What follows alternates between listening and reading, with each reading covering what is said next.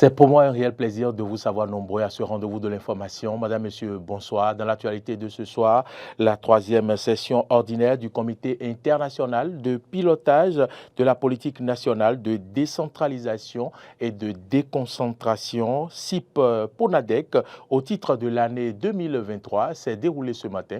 Nous en parlerons dans ce journal. L'équipe de football du groupe de presse ITV International et d'NTV Diaspora FM va jouer ce soir la finale du tournoi intermédiaire Team 2023 contre Nagra FC de l'ORTB. Nous en parlerons également.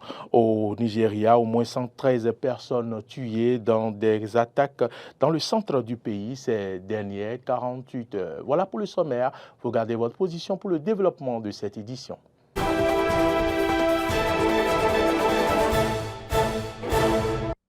Merci de votre fidélité et bienvenue dans ce journal, la troisième session ordinaire du comité interministériel de pilotage de la politique nationale de décentralisation et de déconcentration, CIP-PONADEC, au titre de l'année 2023.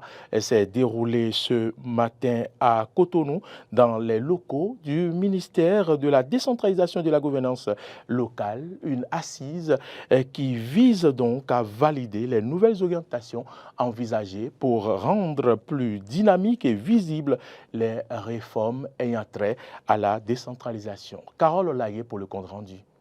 La PONADEC est un outil de réforme de l'État qui vise la réorganisation des administrations centrales et déconcentrées pour que chaque département ministériel se dote, en plus de son approche sectorielle classique, d'une approche territoriale. Il a une fois encore réuni les membres du comité interministériel de pilotage, une session qui a pour ultime objectif de suivre et d'évaluer la mise en œuvre du dit outil afin que des décisions subséquentes soient prises. Attendu de vous l'approbation de tous les documents, rapports, études réalisées ou élaborées dans le cadre de la mise en œuvre et du suivi et évaluation de la PONADEC.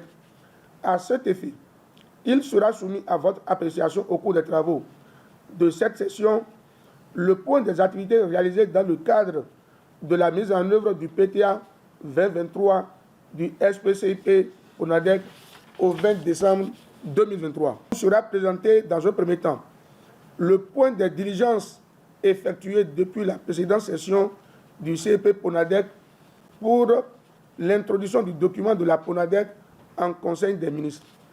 Ensuite, seront soumis à votre appréciation les résultats issus des travaux d'élaboration du rapport 2022 sur l'état de la gouvernance locale au Bénin. La phase de prévalidation de ce rapport par les acteurs communaux et préfectoraux a connu son épilogue. Par ailleurs, un point sur les travaux réalisés dans le cadre de l'actualisation du guide méthodologique d'élaboration de l'IGL et de sa plateforme est également inscrit à l'ordre du jour de la présente session. Les participants à cette assise vont donc mener des réflexions de nature à impacter le processus de décentralisation et de déconcentration dans notre pays sur la valorisation des potentialités des collectivités territoriales afin de dynamiser le développement à la base. La Noël, c'était hier et nous en parlons encore. Le centre d'accueil Dr Léon Sacramento a reçu hier des dons de diverses natures de la part du Centre des enseignants avertis du Bénin, CEA Bénin. Et c'était à l'occasion de la fête de Noël célébrée par la communauté chrétienne dans le monde entier. Spérodias d'Almeida, Arthur Ruindo pour le compte rendu.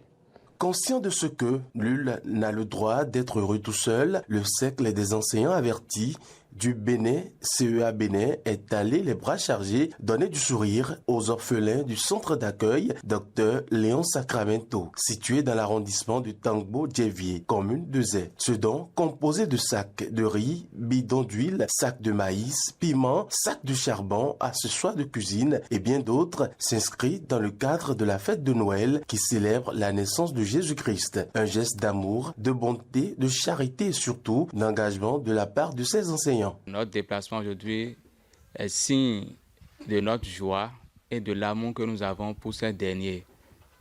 Vraiment, le centre est à féliciter à travers tout ce que vous faites. Nous félicitons le personnel, félicitons tous ceux-là qui interviennent ici, ceux-là qui viennent ici faire des dons, des gestes, dans le but de promouvoir l'excellence et l'éducation de ces enfants. Ce geste a ému les responsables de l'orphelinat ainsi que les heureux du jour. Nous sommes très heureux de vous voir réunis autour de nous aujourd'hui. Et que Dieu vous bénisse. Là où vous avez puisé pour le donner, ça ne restera pas sans bénédiction. Les enfants orphelins de l'ONG ont également exprimé leur joie par des chants et danses. Que Dieu vous bénisse. Merci de nous avoir donné toute sa vie. Que Dieu vous garde là où, quel que soit que vous êtes, que Dieu est avec vous. Au cours d'une visite guidée par la promotrice de l'ONG, les donateurs ont découvert avec joie combien l'ONG sur fonds propres a su maintenir le cap à ce jour en offrant à ses orphelins un toit sécurisé, de la nourriture au quotidien, des vêtements, des activités extrascolaires. Un oratoire a été spécialement construit au cœur du centre où les enfants sont tenus de se recueillir avant et après activités quotidiennes. Rappelons que les objectifs du siècle des enseignants avertis du Bénin sont l'assistance sociale, l'autonomie foncière, le tourisme ainsi que l'assistance entre membres. Dans le même registre, l'ONG Vie Féminine, en partenariat avec Radio Tokpa, a semé également la joie dans le cœur de plusieurs enfants hier. C'est à travers l'organisation de la 2e édition de l'initiative dénommée Noël des enfants. Plusieurs tableaux ont égayé ces enfants. Suivez le compte-rendu de Clémence Onoucoin. C'est une centaine d'enfants, pour la plupart en situation de vulnérabilité, qui a eu le sourire ce jour de Noël grâce à l'ONG Vie Féminine et son partenaire Radio Tokpa. Réunis pour toute la journée dans une ambiance festive, ces enfants ont eu droit à plusieurs repas avec à la clé l'arrivée du Père Noël. L'ONG Vie Féminine semble donc avoir compris que nul n'a le droit d'être heureux tout seul, comme l'a dit Raoul Folero. Noël est la fête chrétienne qui célèbre la nativité, c'est-à-dire la célébration qui rappelle la naissance de Jésus-Christ. Et nous la célébrons pour renouer nos liens avec Jésus en particulier et avec nos proches en général. Mais pourquoi nous avons le droit de fêter Noël dans la joie, l'amour, le bonheur, quand bien même d'autres n'arrivent pas à accéder à ce petit bout de bonheur? C'est dans ce cadre que l'ONG Vie Féminine décide de rendre le Noël de certains enfants magique, c'est-à-dire apporter aux plus démunis, aux orphelins et aux pauvres cette petite touche d'amour et rendre cette journée mémorable. La joie ainsi semée dans le cœur de ces âmes innocentes a rejailli sur les différents acteurs impliqués dans l'organisation. Le directeur général de Radio Tokpa, parrain de l'événement, n'a pas caché ses impressions. C'est la fête de Noël. Et la fête de Noël, beaucoup de gens l'unissent à la naissance de Jésus. Mais c'est surtout la renaissance et la joie qu'on met dans le cœur des enfants. Et c'est pour ça qu'aujourd'hui, je suis très heureux, très fier d'avoir comme partenaire l'ONG Vie Féminine qui organise cet événement. Un événement grandiose dans le cœur des enfants. Surtout, bon nombre de ces enfants sont des orphelins. Et aujourd'hui, l'ONG Vie Féminine leur a apporté un joli rayon de soleil. Elle leur a apporté beaucoup de plaisir, beaucoup de joie dans le cœur. Nous avons très chaud au cœur lorsqu'on voit tous ces enfants qui ont fait le déplacement et qui sont là avec nous et qui viennent de recevoir leurs cadeaux. Plusieurs parents ont fait le déplacement pour soutenir leurs enfants. Le rendez-vous est pris pour le 25 décembre 2024 pour la 3e édition de Noël des enfants avec l'ONG Vie Féminine.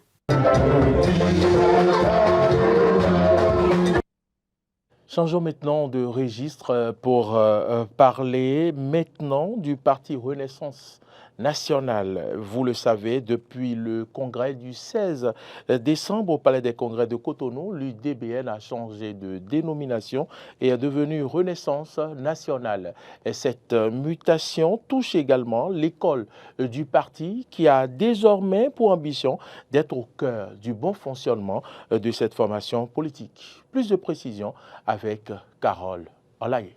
Si le parti Union démocratique pour un Bénin nouveau a surmonté son agonie en devenant Renaissance nationale, c'est à compter avec son école. L'école du parti politique Renaissance nationale a plus que jamais la lourde mission de préparer les membres du parti à exercer des responsabilités politiques et à défendre leurs valeurs et visions. Tout changera sur le plan du militantisme au parti Renaissance nationale. Nous allons garder les acquis, c'est-à-dire nos expériences, ce qu'on a eu jusque-là, mais il y a presque tout ce que nous avions fait sera revisité. Tout ce que nous faisions sera remis à la lumière de la Renaissance maintenant, de la nouvelle philosophie du parti. Le parti, désormais, se veut éclairé. Désormais, nous avons décidé de faire du militantisme autrement. Un engagement qui implique l'enseignement des principes idéologiques, des stratégies de communication politique, des compétences en matière de leadership et de gestion, ainsi que des connaissances sur le fonctionnement des institutions politiques au Bénin. Donc la première chose, c'est la formation. Il faut former les gens. J'ai dit tout à l'heure que nous sommes des soldats, nous sommes des Amazones. Il n'y a pas d'Amazone, il n'y a pas de soldats sans formation. Il faut les former, il faut les aguerrir. Il faut créer dans cette école un laboratoire où nous avons les idées qu'il faut. Nous formons nos guerriers, nous formons nos militants avant de les envoyer sur le terrain de guerre ou le terrain du développement. Donc les jeunes seront en première position. Vous savez, le jeune, il a la fougue, il a le dynamisme. Il lui manque un peu de savoir. C'est ce savoir que l'école donnera. C'est donc à juste titre que l'école du parti Renaissance nationale est également au cœur de l'instance décisionnelle. L'école n'est pas du tout une direction dans un couloir. L'école est au milieu du parti, au milieu du système décisionnel du parti. L'école aide le parti à théoriser, c'est-à-dire à faire toutes les théories, et avant l'action. Après l'action, il y a aussi des théories qui viennent de l'action.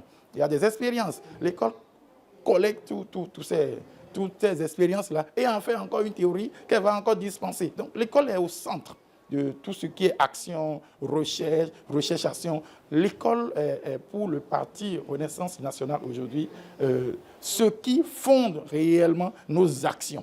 Adhérer désormais au parti Renaissance nationale, c'est adhérer à une idéologie, c'est également développer des compétences au plan politique, des acquis essentiels pour le maintien de l'unité et la cohérence au sein de la formation politique. Une note sportive pour clôturer la page Nation. L'équipe de football du groupe de presse ITV International et Eden TV Diaspora FM va jouer ce soir la finale du tournoi intermédiaire Team 2023 qui se déroule depuis 2 semaines à Cotonou, à Flex Foot, à Ganri. Ce soir, Eden TV Diaspora FM sera face en finale à Nagra FC de l'ORTB. Il faut rappeler que ces deux équipes se sont déjà rencontrées en match de qualification, match soldé par la victoire de Nagra FC sur Eden TV Diaspora FM. On parlera d'un match de revanche pour le groupe de presse ITV International ce soir. Vous pouvez effectuer le déplacement de Ganri pour suivre cette finale. C'est à 20h. Hors de nos frontières à présent, des attaques menées par des groupes armés ont fait au moins 113 personnes tuées entre samedi et lundi dans plusieurs villages de l'État du Plateau, dans le centre du Nigeria, ont annoncé hier les autorités locales. Ces groupes qualifiés de bandits ont commencé dans la circonscription de Bokos, puis ont débordé dans celle voisine de Barkin-Ladi, où 30 morts ont été retrouvés, selon Danjouma Dakil, son président.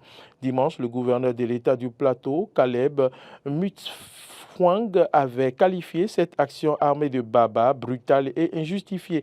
Des mesures proactives seront prises par le gouvernement pour freiner les attaques en cours contre les citoyens innocents, avait déclaré Jiang Ber, le porte-parole du gouverneur.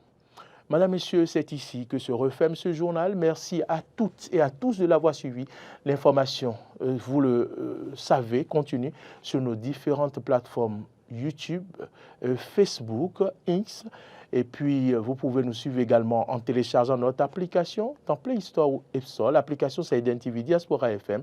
Bonne suite de nos programmes et bonne chance à l'équipe du groupe de presse ITV International. Bonsoir.